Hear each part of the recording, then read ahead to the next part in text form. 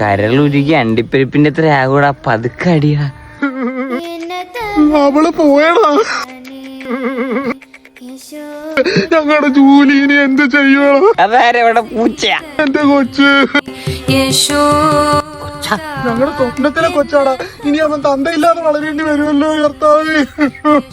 കോളാമ്പി പിഴിഞ്ഞവനെ പതുക്കെ കാറടാ. എന്നാലും എന്തിനായിരിക്കോടാ ചിന്മ എന്നെ ഇട്ടിട്ട് പോയത്?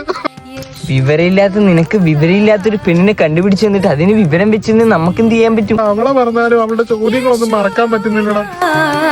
ഒരു ദിവസം അവൾ എന്നോട് ചോദിക്കുവാ പപ്സിൽ എത്ര ലെയർ ഉണ്ടെന്ന്. പപ്സിൽ എത്ര ലെയർ ഉണ്ടെന്ന്.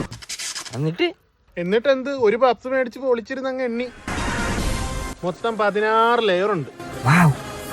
ഇങ്ങനെ എത്ര ചോദ്യങ്ങൾ.